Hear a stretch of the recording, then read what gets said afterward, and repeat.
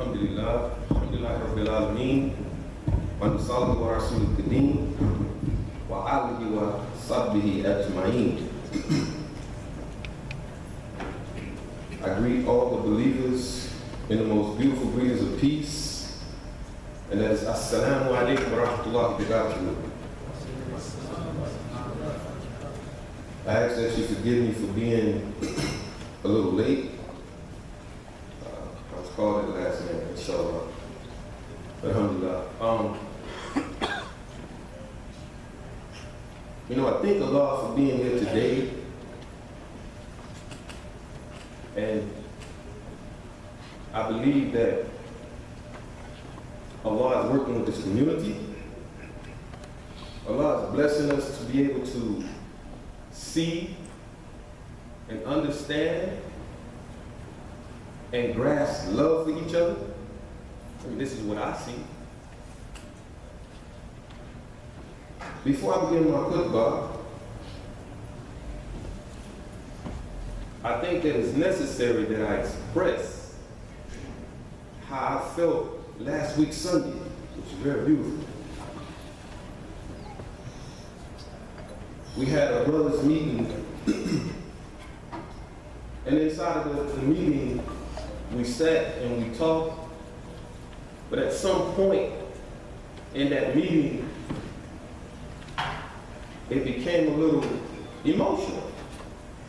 Something that we don't hardly see amongst us as men, not negating the sisters. And one of the things that I saw through two brothers, which lit up the rest of the room, was that he was able to tell the brother, "I love you," hug him, and the brother became emotional. He began to, become a little teary. So as I watched the action, I'm sitting there, I too became a little emotional. Because we don't really pay attention that sometimes, even though we say we're believers and we want to promote the family life amongst one another, we hold things. And I'm talking to us as men. We hold things. As a young man to my elder brothers, and from a young man to those who are in my age group, we hold on to things sometimes and we don't want to let go. Trust me. But just to see when brothers come together and they hug and they hold and you say, brother, I love you. He didn't have to say it to me. The fact that he said it and I heard it, I said, Alhamdulillah. Because there was something that I was holding. Personally, mentally, I was holding. Sometimes, you come around, you feel like, hey, I'm here for what reason? Just for the Juma'ah? Just to, clean up, to do whatever, and leave. No, this community is bigger than that. I'm the first one to say it's bigger than that. And the love and affection that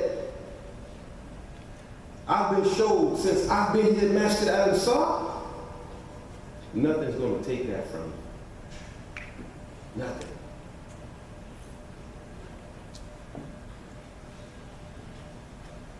The point of that is I think that we need to show love amongst ourselves.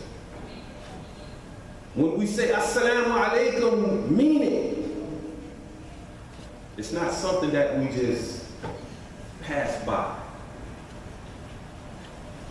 It's not something that we just, hey, what's going on?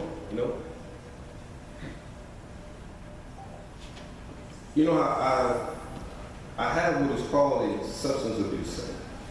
I'm going here just for a second. It's going to come around to the point of dealing with the light.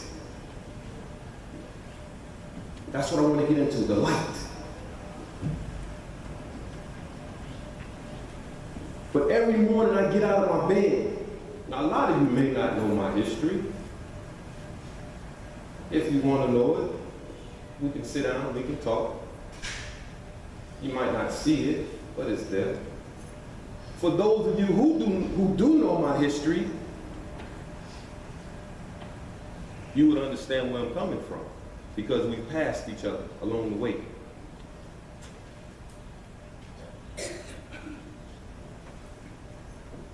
But as I get up in the morning and I look to get up to go to work, I feel good. You know, sometimes it's not really work because it's my own business, but it feels good to get up and get out the house and just go to work. But when I'm on my way there, I ask Allah, oh Allah, guide my mind, because the people who I'm going around, they're going to take it from me. They're going to take my mind from me. You may not understand where I'm going. Those who are in the mental health field, they'll tell you. Sometimes you get around so many people, they'll begin to take things from you. Raheem, what do you do here? Raheem, I got a headache. Raheem does it. Okay. Do me a favor. Go sit in the room over there. Oh, Raheem, you know, I need my med. Okay, no problem. Let's call the psychiatrist. Let's do this. Let's do that. So when I get there, I'm already ready for what they're going to do, but I don't know what they're going to ask me. One day I was asked out of the clear blue, Raheem, you got a knife in your pocket? What you need a knife for, brother?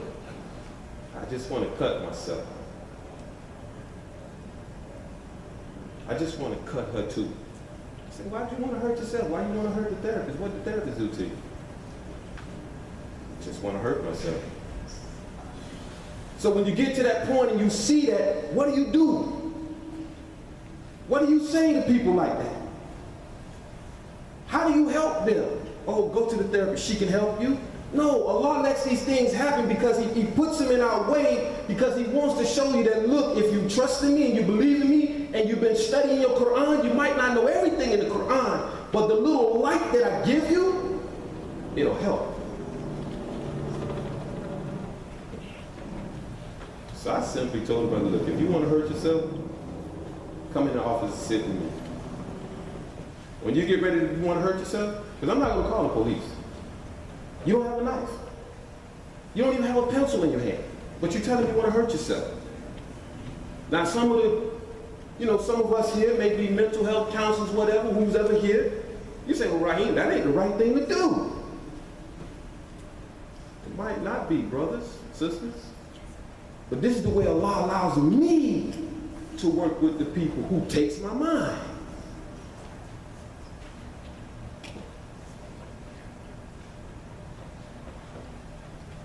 So when I sit down with the individual, I begin to give them concepts that was taught to me by my elders, by my leader, Dr. Nasser Ahmed, by listening to something that maybe one of the sisters may have related.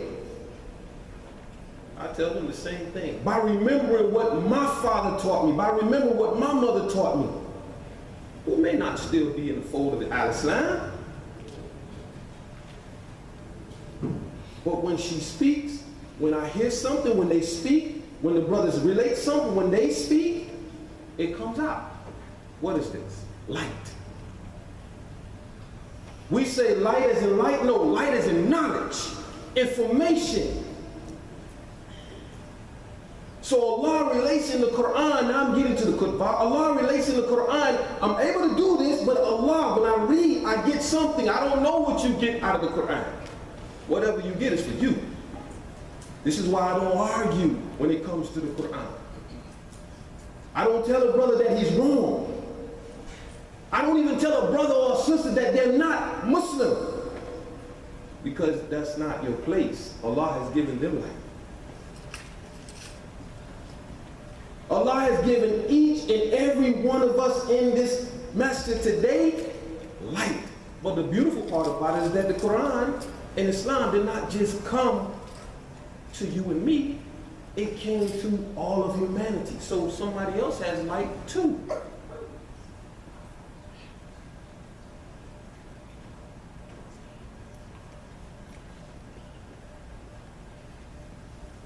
I related that because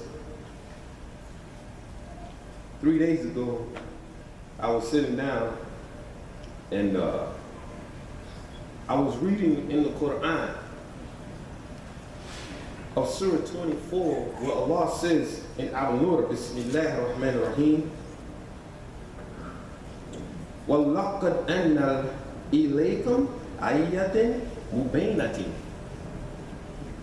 وَبَشَرًا مِّنْ الَّذِينَ خَلَوْا مِنْ قَبْلِكُمْ وَمَوْعِظَةً لِلْمُتَّقِينَ. Allah says in the Quran, He says, we have already sent down to you verses making things clear. An illustration from the story of the people who passed away before you, an admonishment or an admonition for those who have taqwa, fear.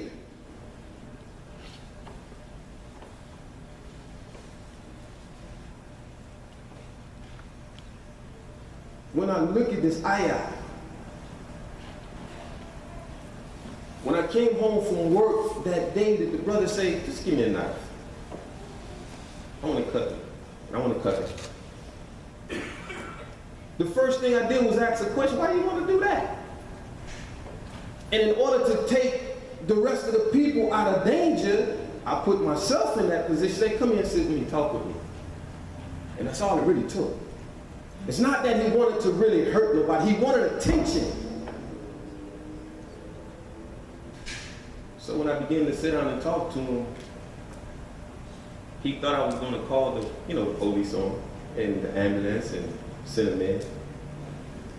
So the first thing he shoots at me is, Raheem, I know you Muslim, man. I can like a leg on him. I say, okay, and unto you be the same. Peace, brother, but why are you telling me that? I know who you are. I know, man. Look, man. It's not about that. It's just, ain't nobody paying me no attention.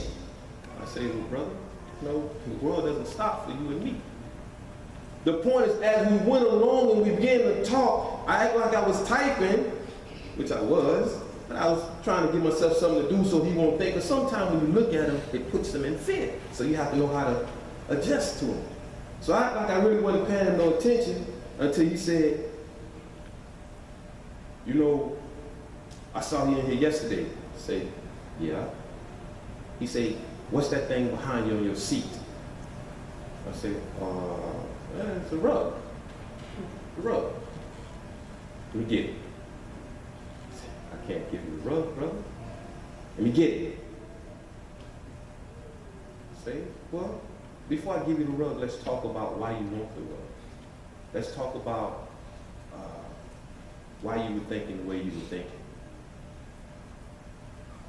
He said, don't matter how I think. I know this much. I want what you got. I said, what you mean want what I got? I want your rug. I said, okay, you can have the rug. After you tell me why you wanted to hurt yourself and other people, what's the purpose? He said, look, man, I don't want to hear all that knowledge stuff, man. Just give me the rug.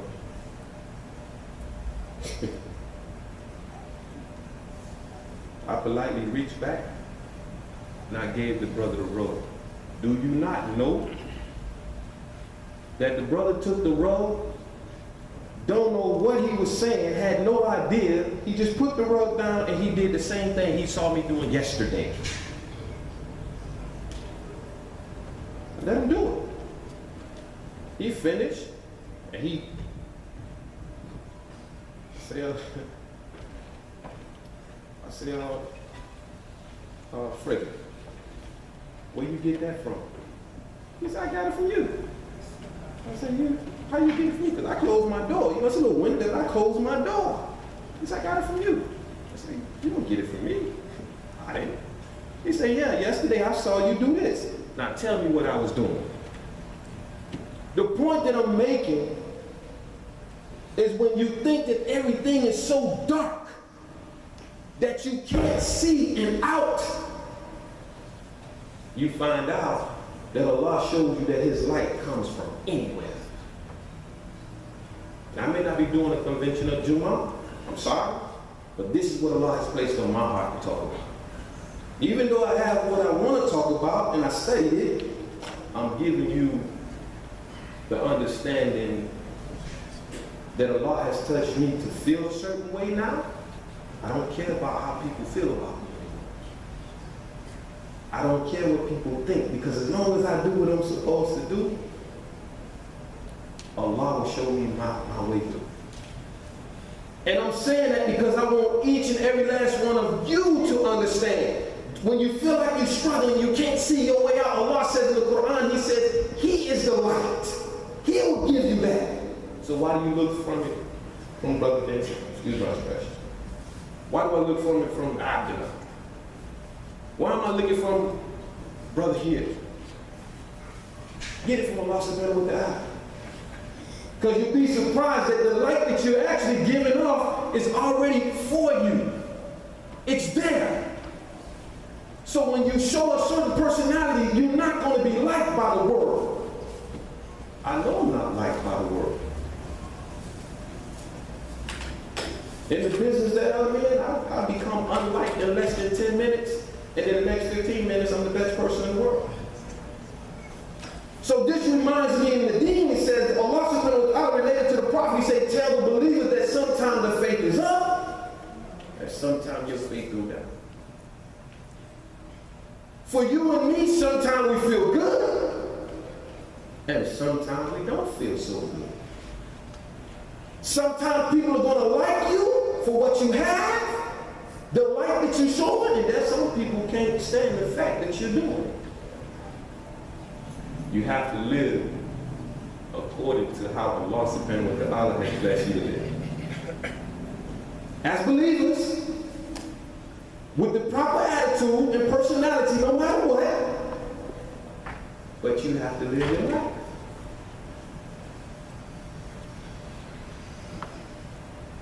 Allahu nuru samawati wal ardi mashal nur khamishkatin thiyar misbahun al-misbahu fi zujatin. Allah is the light of the heavens and the earth, and the parable of His light is as if it were a niche, and within it a lamp that's enclosed in glass. Now, if you're looking at this particular ayah of the Quran, I don't know how you may receive something from it, but what I receive is that this is talking about the human being. This is talking about me and my personality and my character and what I'm supposed to do, how I'm supposed to be. Not you. Because you may read it and say it's talking about a niche and a match in a glass. Alhamdulillah, that's what it's talking about.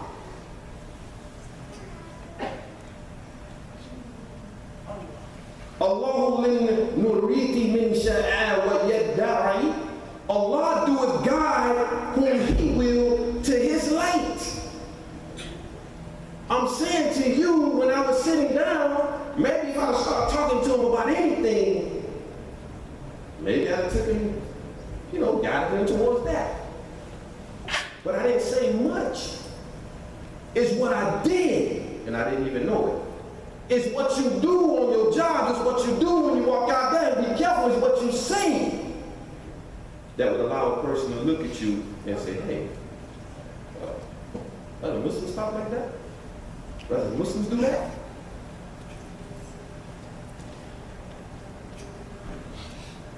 Now, why do I say it relates to me as a human being?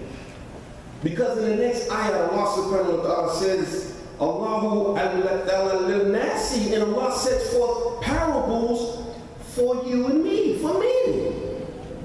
So what is the parable of this light? The parable of the light is the same that you have within yourself, that you show, that you give off. Your personality, your character, your disposition in life. Somebody may shake their head and say, brother, that's not what it means. But alhamdulillah, next time you get up, you give the Juma'ah, you give what the meaning is. I'm giving you what I received from it.